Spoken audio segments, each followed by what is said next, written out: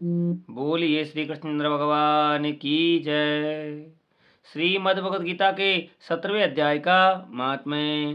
श्री महादेव जी कहते हैं, पार्वती 17वें अध्याय की अनंत महिमा श्रवण करो। राजा खड़ग बाहु के पुत्र का दुशासन नामक एक नौकर था। वह बड़ी खोटी बुद्धि का मनुष्य था। एक बार वह मांडलिक राजकुमारों के साथ बहुत धन की बाजी लगाकर हाथी पर चढ़ा और कुछ ही कदम आगे जाने पर लोगों के मना करने पर भी वह मूढ़ हाथी के प्रति जोर जोर से कठोर शब्द करने लगा।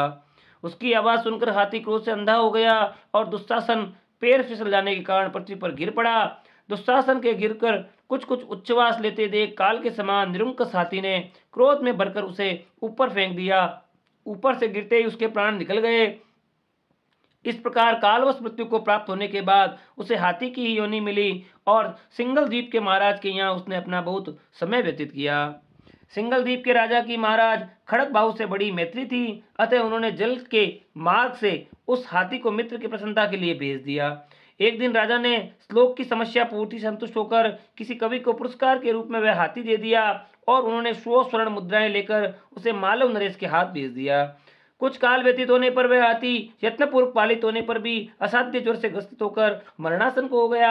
हाथी वालों ने जब ऐसी शोचनीय अवस्था को देखा तो राजा के पास जाकर हाथी के हित के लिए शीघ्र ही सारा हाल कह सुनाया। महाराज, आपका हाथी अस्वस्थ जान पड़ता है, उसका खाना पीना और सोना सब छूट गया है। हमारी समझ में नहीं आती इसका क्या कारण है।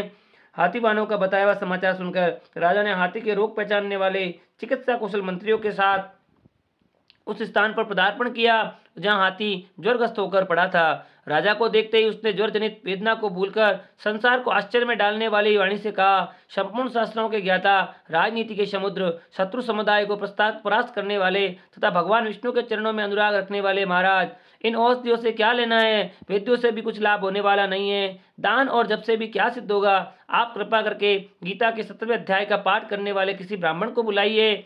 हाथी के कथनानुसार राजा ने सब कुछ वैसा ही किया। तदंतर गीता पाठ करने वाले ब्राह्मण ने जब उत्तम जल को अभिमंत्रित करके उसके ऊपर डाला तो दुशासन गज योनि को परित्याग करके मुक्त हो गया। राजा ने दुशासन को दिव्य विमान पर आरूढ़ एवं इंद्र के समान तेजस्वी देखकर पूछा, तुम्हारी पूर्व जन्म में क्या जाति थी, क्या स्वरूप था, कैसे आचरण थे, किस कर्म से तुम यहाँ हाथी होकर आए हो, ये सारी बातें मुझे बताओ।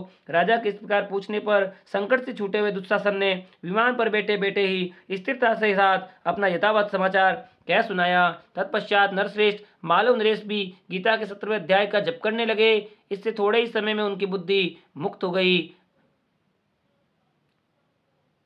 बोलिए श्री कृष्ण भगवान की जय।